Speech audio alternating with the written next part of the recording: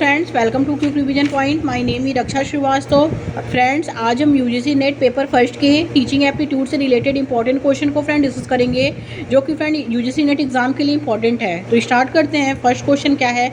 अधिगमकर्ता की निम्नलिखित में से कौन सी विशेषता शिक्षण की प्रभाव उत्पादकता से विशिष्ट रूप से संबंधित है? ए है अधिगमकर्ता का पूर्व अनुभव, बी है अधिगमकर्ता के अभिभावकों का शैक्षिक प्रस्तर, सी है अधिगमकर्ता के साथी समूह, एंड डी है परिवार का आकार जिसका अधिगमकर्ता एक अंग है। तो अधिगमकर्ता की निम्नलिखित में से कौन सी विशेषता शिक्षण की प्रभाव उत्पादकता से विशिष्ट रूप से संबंधित है? तो वो है इसमें अधिगमकर्ता का पूर्व अनुभव। अधिगमकर्ता का जो पूर्व अनुभव है वो शिक्षण की प्रभाव उत्पादकता से विशिष्ट रूप से संबंधित है। ओके, करेक्ट आंसर ए हो जाएगा। नेक्स्ट क्वेश्चन देखेंगे फ्रेंड्स। नीचे दी गई सूची में सूची फर्स्ट में सूची शिक्षण विधियाँ अंकित की गई हैं, जबकि सूची सेकंड में सफलता प्रभाव उत्पादकता की मूल अपेक्षाएं दी गई हैं। इन दोनों समुच्चयों को सम्मिलित कीजिए और दिए गए कूट में से सही उत्तर चुनिए। ए है व्याख्यान देना। व्याख्यान देना जो है फ्रेंड वो क्या होता है? व्याख्यान देना जो होता है वो होता है स्पष्ट भाषा में विषय वस्तु का संप्रेषण। ओके, इस भाषा में अपनी विषय वस्तु के स्पष्ट संप्रेषण होने चाहिए व्याख्यान में। करेक्ट आंसर ए का थर्ड हो जाएगा। समूहों में चर्चा जो होता है वो होता है प्रतिभागियों में प्रकरण आधारित भागीदारी। ओके, बी का क्या होगा? 5 हो जाएगा। विचारवेश प्रक्रिया जो होता है वो होता है बड़ी संख्या में विचारों को प्रस्तुत करना, सी का सेकंड। एंड अभिक्रमित अनुदेशन जो होता है प्रतिपुष्टि सहित लघु पदों में प्रस्तुति, डी का फर्स्ट। ए का हो जाएगा थर्ड, बी का 5, सी का जो होगा फ्रेंड वो हो जाएगा सेकंड, एंड डी का जो हो जाएगा वो फर्स्ट हो जाएगा। तो करेक्ट आंसर जो होगा इसमें वो हो जाएगा सी। नेक्स्ट क्वेश्चन देखेंगे। नीचे दी गई मूल्यांकन प्रक्रियाओं में से उसकी पहचान कीजिए जिसको निम्नात्मक मूल्यांकन कहा जाता है। नीचे दिए गए कूट का प्रयोग करके सही उत्तर चुनिए। तो फर्स्ट इसमें शिक्षक जो होते हैं वो पाठ्यक्रम का कार्य पूरा करने के बाद विद्यार्थियों को ग्रेड देता है। शिक्षक जो होता है वो पाठ्यक्रम का कार्य पूरा करने के बाद क्या करते हैं? विद्यार्थियों को ग्रेड देते हैं। तो ये गलत है। सेकंड है शिक्षक कक्षा में विद्यार्थियों के साथ अंतःक्रिया के दौरान सुधारात्मक प्रतिपुष्टि प्रदान करता है, ये करेक्ट है। थर्ड है शिक्षक इकाई परीक्षण विद्यार्थियों को अंक देता है, ये गलत है। फोर्थ क्या है फ्रेंड्स? शिक्षक कक्षा में ही विद्यार्थियों के संदेहों को स्पष्ट करता है, ये भी करेक्ट है। और फिफ्थ क्या है? विद्यार्थियों के समग्र निष्पादन के बारे में प्रत्येक 3 माह के अंतराल पर अभिभावकों को रिपोर्ट किया जाता है, तो ये भी गलत है। सिक्स है शिक्षक प्रश्न उत्तर सत्र के माध्यम से अधिगमकर्ता की अभिप्रेरणा में वृद्धि करता है, तो ये भी करेक्ट है। तो जो है कि मूल्यांकन प्रक्रियाओं में से उसकी पहचान कीजिए जिसको निम्नात्मक मूल्यांकन कहा जाता है और दिए गए कूट में से सही उत्तर चुनिए। तो शिक्षक जो होता है फ्रेंड वो कक्षा में विद्यार्थियों के साथ अंतःक्रिया के दौरान सुधारात्मक प्रतिपुष्टि करता है, और शिक्षक कक्षा में ही विद्यार्थियों के संदेहों को स्पष्ट करता है, और शिक्षक प्रश्न उत्तर सत्र के माध्यम से अधिगमकर्ता की अभिप्रेरणा में वृद्धि करता है। ओके, तो करेक्ट आंसर डी हो जाएगा फ्रेंड्स। नेक्स्ट क्वेश्चन देखेंगे। अभिकथन ए है कि समस्त शिक्षण का उद्देश्य अधिगम को सुनिश्चित करना होता है। समस्त शिक्षण का उद्देश्य जो होता है अधिगम को सुनिश्चित करना होता है, तो ये क्या है फ्रेंड? ये करेक्ट है। ओके, और तर्क आर है कि समस्त अधिगम शिक्षण का परिणाम होता है, तो समस्त जो अधिगम शिक्षण का परिणाम होता है, तो ये गलत है। ओके, समस्त शिक्षण जो का उद्देश्य होता है अधिगम को सुनिश्चित करना होता है, बस समस्त अधिगम शिक्षण का परिणाम नहीं होता है। ओके, तो राइट आंसर ये गलत हो जाएगा। तो करेक्ट आंसर जो होगा फ्रेंड ए सही है लेकिन आर गलत है। करेक्ट आंसर सी हो जाएगा। नेक्स्ट क्वेश्चन देखेंगे। अध्यापक के समायोजन में निम्नलिखित में से मुख्य भूमिका निर्भर करती है, तो किस पे निर्भर करती है? वह स्वयं शिक्षक पे निर्भर करती है। ओके, अध्यापक के समायोजन में निम्नलिखित में से मुख्य भूमिका शिक्षक पे निर्भर करती है। राइट आंसर सी हो जाएगा फ्रेंड्स। नेक्स्ट क्वेश्चन देखेंगे। निम्नलिखित में से कौन सा सीखने का परिणाम नहीं है? ए है निपुणता, बी है अभिवृत्ति, सी है परिपक्वता, एंड डी है ज्ञान। तो सीखने का परिणाम जो नहीं है वो क्या है? वो है फ्रेंड इसमें परिपक्वता। परिपक्वता क्या है? सीखने का ज्ञान वो नहीं है। ओके, निपुणता, अभिवृत्ति, ज्ञान ये क्या है? ये सीखने के परिणाम है, बट परिपक्वता नहीं है। राइट आंसर सी हो जाएगा इसमें। नेक्स्ट क्वेश्चन देखेंगे। मौखिक निर्देश निम्नलिखित में से क्या सीखने में सबसे कम प्रभावशाली हैं? तो वो ए है अभिवृत्ति, बी है संकल्पना, सी है तथ्य, एंड डी है निपुणता। तो करेक्ट आंसर जो होगा फ्रेंड डी हो जाएगा निपुणता। नेक्स्ट क्वेश्चन देखेंगे। शिक्षार्थियों में अधिगम शैली में अंतर के निम्नलिखित कारण हो सकते हैं। ए है शिक्षार्थी की समाजीकरण की प्रक्रिया, बी है परिवार की आर्थिक स्थिति, सी है विद्यार्थी द्वारा अपनाई गई सोचने विचारने की योजनाएं एंड डी है बच्चे का लालन पालन। तो शिक्षार्थियों में अधिगम शैली के अंतर के निम्नलिखित कारण हो सकते हैं। तो क्या हो सकते हैं? तो वो हो सकते हैं विद्यार्थी द्वारा अपनाई गई सोचने विचारने की योजना। राइट आंसर सी हो जाएगा। नेक्स्ट क्वेश्चन देखेंगे, किसी समूह में सामाजिक व्यवहार के पैटर्न को मापने की तकनीकें क्या क्या कहलाती हैं? वो कहलाती है फ्रेंड समाजमिति। समाजमिति क्या है? सामाजिक व्यवहार के पैटर्न को मापने की तकनीक है जिसे हम समाजमिति कहते हैं। ओके, तो करेक्ट आंसर ए हो जाएगा। नेक्स्ट क्वेश्चन देखेंगे, शिक्षा का ज्ञान जिसका उसके शिक्षण पर प्रभाव पड़ता है का संबंध किससे है? तो वो है फ्रेंड ए है इसमें भावनात्मक प्रक्षेत्र से, बी है संज्ञानात्मक प्रक्षेत्र से, सी है क्रियात्मक प्रक्षेत्र से एंड डी है मनोगत्यात्मक प्रक्षेत्र से। तो शिक्षा का ज्ञान जिसका उसके शिक्षण पर प्रभाव पड़ता है का संबंध जो है फ्रेंड वो है संज्ञानात्मक प्रक्षेत्र से। ओके, राइट आंसर बी हो जाएगा। नेक्स्ट क्वेश्चन देखेंगे, शिक्षण प्रभावकारिता को प्रभावित करने वाला सावधिक प्रबल कारक है। तो ए है उम्र और बी है फ्रेंड इसमें लिंग, सी है व्यावसायिक दक्षता, डी है शिक्षण सहायक सामग्रियों का उपयोग। तो व्यावसायिक दक्षता जो है फ्रेंड वो शिक्षक को प्रभावित करने वाला सावधिक प्रबल कारक है। ओके, करेक्ट आंसर सी हो जाएगा। नेक्स्ट क्वेश्चन देखेंगे, स्मार्ट कक्षा सुविधा का उपयोग निर्भर करता है। ए है कंप्यूटर साक्षरता पे, बी है साक्षरता पे, सी है कंप्यूटर पे एंड डी है विद्यार्थियों की उम्र पे। तो स्मार्ट कक्षा सुविधा का उपयोग जो निर्भर करता है फ्रेंड्स वो करता है कंप्यूटर साक्षरता पे। ओके, कंप्यूटर साक्षरता पे स्मार्ट कक्षा सुविधा का उपयोग निर्भर करता है। राइट आंसर जो होगा वो ए हो जाएगा। नेक्स्ट क्वेश्चन देखेंगे, शिक्षक के व्यावसायिक विकास एवं अधिगम हेतु उपलब्ध संसाधनों के प्रकार में सम्मिलित है। तो क्या सम्मिलित है इसमें? ए है फ्रेंड इसमें व्यावसायिक साहित्य, करेक्ट है। सेकंड है सहकर्मी सहयोग, ये भी करेक्ट है। थर्ड है व्यावसायिक समितियां भी करेक्ट है एंड व्यावसायिक विकासात्मक क्रियाकलाप भी करेक्ट है। तो शिक्षक के व्यावसायिक विकास एवं अधिगम हेतु उपलब्ध संसाधनों के प्रकार में व्यावसायिक साहित्य, सहकर्मी, व्यावसायिक समितियां एंड व्यावसायिक विकासात्मक क्रियाकलाप क्या है? सम्मिलित है। तो राइट आंसर सी हो जाएगा। नेक्स्ट क्वेश्चन देखेंगे फ्रेंड्स, निम्नलिखित में से अध्येता की कौन सी विशेषता उसके अधिगम की दक्षता को प्रभावित नहीं करती है? तो ए है इसमें मानसिक परिपक्वता, बी है रुचि, सी है अभिवृत्ति एंड डी है लिंग। लिंग जो है वो अधिगम की दक्षता को प्रभावित नहीं करती है। ओके, राइट आंसर डी हो जाएगा। नेक्स्ट क्वेश्चन देखेंगे, निम्नलिखित में से किस शिक्षण विधि में शिक्षार्थी की भागीदारी को इष्टतम तथा पहलकारी बनाया जाता है? तो ए है परिचर्चाओं की विधि में, बी है युग्मित वार्ता सत्र की विधि में, सी है विचारवेश सत्र की विधि में एंड डी है परियोजना विधि में। तो जो किस शिक्षण विधि में शिक्षार्थियों की भागीदारी को इष्टतम तथा पहलकारी बनाया जाता है? तो वो बनाया जाता है परियोजना विधि में। ओके, परियोजना विधि में शिक्षार्थी की भागीदारी को इष्टतम तथा पहलकारी बनाया जाता है। ओके, राइट आंसर डी हो जाएगा फ्रेंड्स। नेक्स्ट क्वेश्चन देखेंगे, नेक्स्ट क्वेश्चन है शिक्षण प्रभावकारिता को प्रभावित करने वाला एक सार्वधिक शक्तिशाली कारक किससे संबंधित है? तो ए है देश की सामाजिक व्यवस्था से, बी है समाज की आर्थिक स्थिति से, सी है विद्यमान राजनीतिक व्यवस्था से, डी है शैक्षणिक व्यवस्था से। तो करेक्ट आंसर डी हो जाएगा, शैक्षणिक व्यवस्था से संबंधित है। शिक्षण प्रभावकारिता को प्रभावित करने वाला सार्वधिक शक्तिशाली कारक जो है वो शैक्षणिक व्यवस्था से संबंधित है। ओके, राइट आंसर डी हो जाएगा। नेक्स्ट क्वेश्चन देखेंगे, अभिकथन ए कहता है अधिगम एक जीवन प्रयत्न प्रक्रिया है। अधिगम क्या है? एक जीवन प्रयत्न प्रक्रिया है, करेक्ट है। और तर्क क्या है कि आर कहता है कि अधिगम के उपयोगी होने के लिए इसे जीवन प्रक्रमों से जोड़ा जाना चाहिए। तो ए और आर दोनों करेक्ट है और आर जो है एक ही सही व्याख्या है। ओके, करेक्ट आंसर ए हो जाएगा। नेक्स्ट क्वेश्चन देखेंगे, शिक्षण की प्रभावकारिता का निर्णय निम्नांकित में से किस रूप से किया जाना चाहिए? ए है विषय वस्तु के आच्छादन के आधार पर, बी है विद्यार्थियों की अभिरुचि के आधार पर, सी है विद्यार्थियों के अधिगम परिणामों के आधार पर, डी है कक्षा में शिक्षण सहायक सामग्रियों के उपयोग के आधार पर। तो शिक्षण की प्रभावकारिता का निर्णय निम्नांकित में से किया जाना चाहिए, वो किया जाना चाहिए इस विद्यार्थियों के अधिगम परिणामों के आधार पर किया जाना चाहिए। राइट आंसर सी हो जाएगा फ्रेंड्स।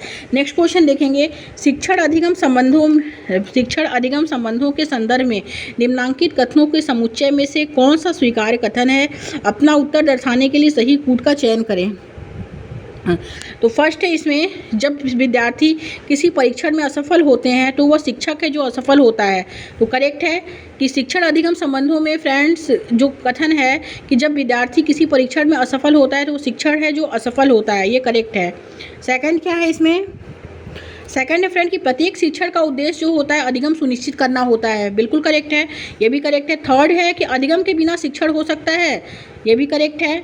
एंड फोर्थ क्या है, शिक्षण के बिना कोई अधिगम नहीं हो सकता है, ओके, ये भी करेक्ट है। फिफ्थ क्या है, कोई शिक्षक शिक्षण करता है किंतु वो सीखता भी है, तो ये गलत है, सिखाता है, सीखता सिखाता दोनों है, ओके, तो ये गलत है। और सिक्स क्या है, वास्तविक अधिगम का अभिप्राय कंठस्थ किया जाने वाला अधिगम है, तो ये भी गलत है। तो फर्स्ट, सेकंड, थर्ड और फोर्थ इसमें राइट आंसर हो जाएगा, ओके, तो करेक्ट आंसर बी हो जाएगा। नेक्स्ट क्वेश्चन देखेंगे, शिक्षक मनुष्य में पहले से विराजमान पूर्णता का अभिभाव है के द्वारा कहा गया है।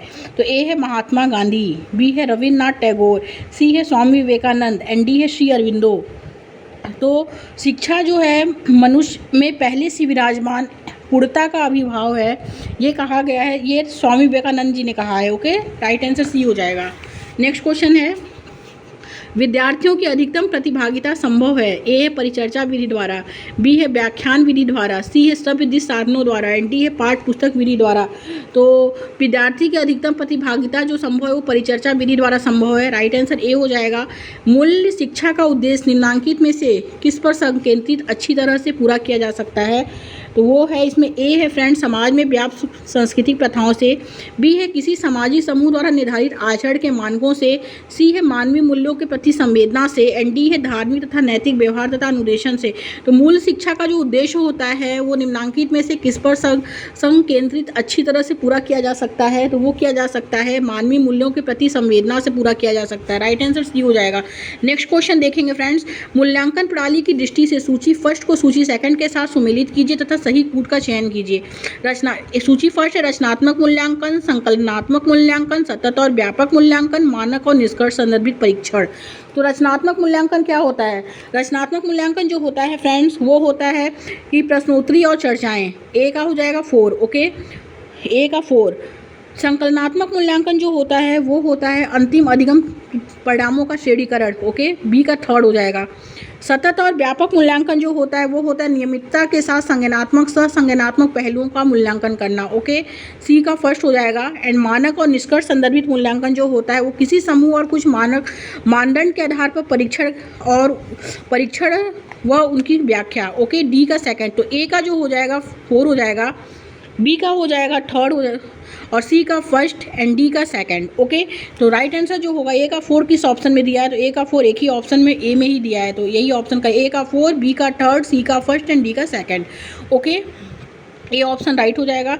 नेक्स्ट क्वेश्चन देखेंगे फ्रेंड्स, अभिकथन ए कहता है निम्नात्मक मूल्यांकन अधिगम की गति को त्वरित बनाता है। निम्नात्मक मूल्यांकन जो है अधिगम की गति को त्वरित बनाता है, तो ये गलत है। सेकंड क्या है, तर्क आर है संकलनात्मक मूल्यांकन की तुलना में निम्नात्मक मूल्यांकन अधिक विश्वसनीय होता है, तो ये क्या है, ये करेक्ट है। तो ए गलत है और आर क्या है, सही है, ओके। तो राइट आंसर जो होगा फ्रेंड डी हो जाएगा इसमें। आगे देखते हैं, अगला क्वेश्चन है फ्रेंड कि शिक्षण संबंधी सहायक उपकरणों की उपयोगिता के औचित्य का आधार क्या है। औचित्य का जो आधार है वो है कक्षा में विद्यार्थी का ध्यान आकर्षित करना, तो ये गलत है। बी क्या है, कक्षा में अनुशासनहीनता की समस्या को कम करना, ये भी नहीं। विद्यार्थियों के अधिगम परिणामों को इष्टतम करना। शिक्षण संबंधी सहायक उपकरणों की उपयोगिता के औचित्य का आधार जो होता है वो विद्यार्थियों के अधिगम परिणामों को इष्टतम करना होता है, ओके, राइट आंसर सी हो जाएगा इसमें। नेक्स्ट क्वेश्चन देखेंगे, शिक्षण की प्रभावकारिता में योगदान देने वाले सकारात्मक कारकों वाले विकल्प का चयन कीजिए। तो कौन कौन से हैं शिक्षण की प्रभावकारिता में योगदान देने वाले सकारात्मक कारक जो हैं, तो फर्स्ट है इसमें अध्यापक को विषय का ज्ञान, ये करेक्ट है। सेकंड क्या है, शिक्षण की प्रभावकारिता में योगदान जो देते हैं वो अध्यापक को विषय का ज्ञान होना चाहिए। अध्यापक की सामाजिक आर्थिक पृष्ठभूमि, तो ये गलत है ये। और थर्ड क्या है, अध्यापक का संप्रेषण कौशल, बिल्कुल शिक्षण की प्रभावकारिता के लिए जो सकारात्मक कारक है अध्यापक का संप्रेषण कौशल, ये करेक्ट है। फोर्थ क्या है, विद्यार्थियों को संतुष्ट करने की अध्यापक की योग्यता, ये गलत है। एंड फिफ्थ क्या है, विद्यार्थियों के साथ अध्यापक का व्यक्तिगत संपर्क, ये भी गलत है। 6 क्या है, कक्षा समव्यवहार के संचालन और अनुस्वरण में अध्यापक की क्षमता, तो ये करेक्ट है कि शिक्षण प्रभावकारिता में योगदान देने वाले सकारात्मक कारक जो हैं वो हैं इसमें कि अध्यापक को विषय का ज्ञान होना चाहिए, ओके, और अध्यापक का संप्रेषण कौशल एंड कक्षा समव्यवहार के संचालन और अनुसरण में अध्यापक की क्षमता। तो राइट आंसर जो होगा फ्रेंड डी हो जाएगा। नेक्स्ट क्वेश्चन देखेंगे, प्रभावी शिक्षण अधिगम व्यवस्थाओं के अभिकल्पन में शिक्षार्थी की विशेषताओं का कौन सा सेट सहायक समझा जा सकता है? तो कौन सा सेट है जो सहायक समझा जा सकता है? तो फर्स्ट है इसमें विषय के संबंध में अधिगमकर्ता का पूर्व अनुभव, सेकंड है, ये करेक्ट है। सेकंड, अधिगमकर्ता के परिवार के मित्रों का अंत वैयक्तिक संबंध, तो ये गलत है। थर्ड है, विषय के संदर्भ में अधिगमकर्ताओं की योग्यता, करेक्ट है। फोर्थ है, विद्यार्थियों की भाषा पृष्ठभूमि, ये करेक्ट है। एंड फिफ्थ है, निर्धारित ड्रेस कोड अपनाने में विद्यार्थियों की रुचि, ये गलत है। सिक्स है, विद्यार्थियों का प्रेरणात्मक अभिमुखीकरण, ये करेक्ट है। तो प्रभावी शिक्षण अधिगम व्यवस्थाओं के अभिकल्पन में शिक्षार्थी की जो विशेषताओं का जो सहायक जो सेट है उसे जिससे सहायक समझा जाता है वो है फ्रेंड्स इसमें कि विषय के संबंध में अधिगमकर्ताओं का पूर्व अनुभव, विषय के संदर्भ में अधिगमकर्ताओं की योग्यता, एंड विद्यार्थियों की भाषा पृष्ठभूमि, एंड विद्यार्थियों का भी प्रेरणात्मक अभिमुखीकरण। तो पहला, तीसरा, चौथा एंड छठवां is correct answer. Right answer is B. Next question देखेंगे फ्रेंड्स। एक महाविद्यालय स्तर के सहायक प्रोफेसर ने विश्लेषण और संश्लेषण कौशल पर केंद्रित विद्यार्थियों के संज्ञानात्मक आयाम का विकास करने के उद्देश्य से अपने व्याख्यानों की एक योजना बनाई है। नीचे दो सूची दी गई है। सूची फर्स्ट को संज्ञानात्मक अंतर विनिमय के स्तर से संबंधित है और सूची सेकंड उन्हें बढ़ावा देने के लिए मूलभूत अपेक्षाओं से संबंधित है। दोनों सूचियों को सम्मिलित कीजिए और पुट में से सही विकल्प का चयन करके अपना उत्तर दीजिए। ओके, तो देखते हैं फर्स्ट तो क्या है फ्रेंड्स। सूची फर्स्ट जो है वो है संज्ञानात्मक अंतर विनिमय, ओके।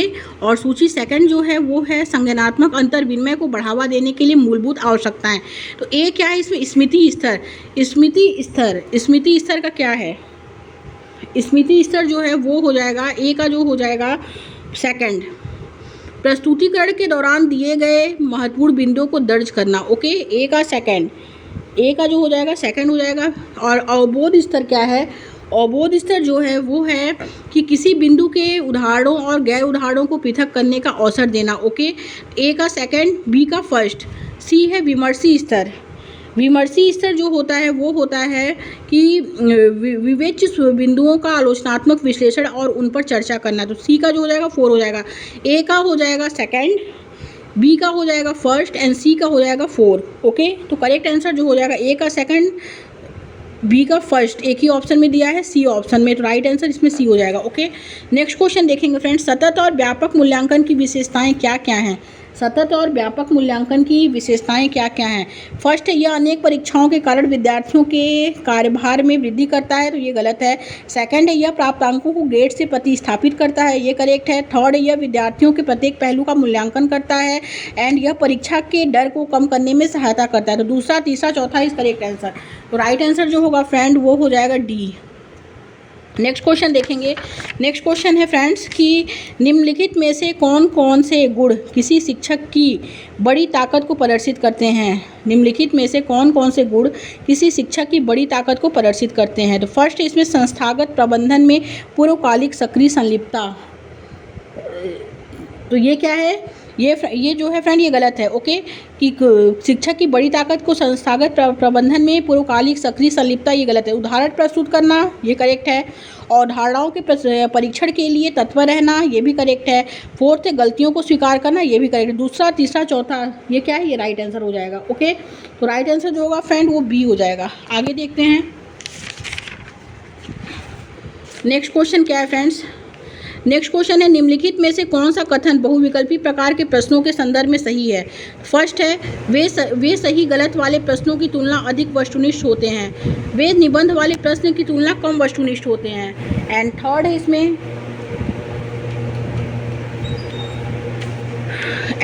फ्रेंड कि वे लघु स्तर वाले प्रश्नों की तुलना में अधिक व्यक्तिनिष्ठ होते हैं। एंड डी है, वे सही गलत वाले प्रश्नों की तुलना में अधिक व्यक्तिनिष्ठ होते हैं।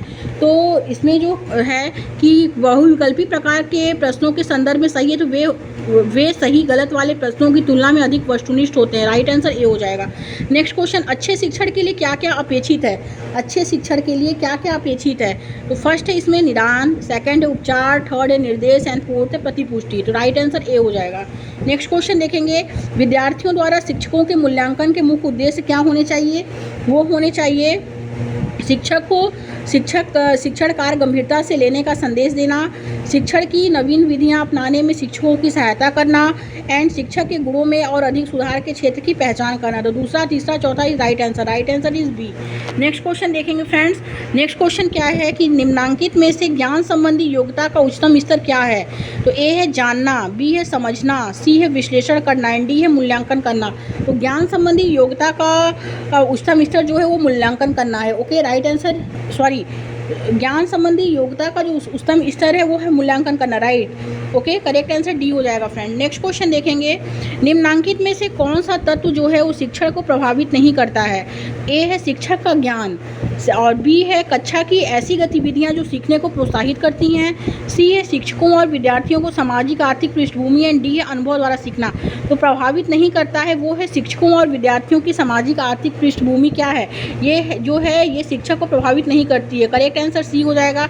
नेक्स्ट क्वेश्चन देखेंगे। नेक्स्ट क्वेश्चन है शिक्षण सहायक सामग्री के बारे में निम्नलिखित में से कौन सा कथन सही है? तो फर्स्ट है इसमें, वे संकल्पना धारण को लंबे समय तक बनाए रखने में क्या करती हैं? मदद करती हैं। तो ये करेक्ट है। सेकंड है, वे विद्यार्थियों को अच्छी तरह से सीखने में मदद करती हैं। ये भी करेक्ट है। थर्ड है, वे शिक्षण और अधिगम प्रक्रिया को रोचक बनाती हैं। ये भी करेक्ट है। बट वे रटकर सीखने की प्रक्रिया को बढ़ावा देती हैं। तो ये गलत है। पहला, दूसरा, तीसरा राइट आंसर हो जाएगा फ्रेंड्स। तो राइट आंसर जो होगा वो हो जाएगा बी। नेक्स्ट क्वेश्चन देखेंगे फ्रेंड्स, शिक्षक द्वारा अध्यापन के लिए उपयोग की जाने वाली तकनीक में शामिल है, क्या शामिल है? फर्स्ट है व्याख्यान, सेकंड है पारस्परिक क्रिया आधारित व्याख्यान, थर्ड है समूह कार्य एंड फोर्थ है स्वाध्याय। तो इसमें राइट आंसर जो होगा फ्रेंड वो हो जाएगा ए, कि शिक्षक द्वारा अध्यापन के लिए उपयोग की जाने वाली तकनीक में जो शामिल है वो है व्याख्यान, पारस्परिक क्रिया आधारित व्याख्यान एंड सामूहिक कार्य। ये क्या है? ये जो है शिक्षक अध्यापन के लिए उपयोग की जाने वाली तकनीक में शामिल है। तो राइट आंसर ए हो जाएगा। नेक्स्ट क्वेश्चन देखेंगे, एक अच्छा शिक्षक वह है जो, एक अच्छा शिक्षक वह है जो ए उपयोगी सूचनाएं देता है, बी है संकल्पनाओं और सिद्धांतों को स्पर्श करता है, सी है विद्यार्थियों को मुद्रित नोट्स देता है, डी है विद्यार्थियों को सीखने के लिए अभिप्रेरित करता है। तो एक अच्छा शिक्षक वह है जो विद्यार्थियों को सीखने के लिए अभिप्रेरित करता है। ओके, राइट आंसर डी हो जाएगा। नेक्स्ट क्वेश्चन देखेंगे फ्रेंड्स, उपलब्धि परीक्षण प्रायः निम्नलिखित में से किसके लिए प्रयुक्त किए जाते हैं? उपलब्धि परीक्षण जो है किसके लिए प्रयुक्त किए जाते हैं? तो ए है किसी विशिष्ट कार्य हेतु चयन करने के लिए, बी है किसी पाठ्यक्रम हेतु प्रत्याशियों के चयन के लिए, सी है सीखने वालों के सबल व दुर्बल पक्षों की पहचान के लिए एंड डी है शिक्षण के पश्चात सीखने की मात्रा के मूल्यांकन के लिए। तो उपलब्धि परीक्षण जो होते हैं वो किसके लिए प्रयुक्त किए जाते हैं? तो वो प्रयुक्त किए जाते हैं शिक्षण के पश्चात सीखने की मात्रा के मूल्यांकन के लिए प्रयुक्त किए जाते हैं। राइट आंसर डी हो जाएगा। नेक्स्ट एंड लास्ट क्वेश्चन देखेंगे फ्रेंड्स कि निम्नलिखित में से कौन सा शिक्षण का पूर्व निर्धारित स्तर नहीं है? तो ए है स्मरण, बी है बोध, सी है परावर्तित एंड डी है विभेदीकरण। तो शिक्षण का पूर्व निर्धारित स्तर जो नहीं है वो है फ्रेंड इसमें विभेदीकरण। विभेदीकरण क्या है? वो शिक्षण का पूर्व निर्धारित स्तर नहीं है। राइट आंसर डी हो जाएगा। Thank you friends.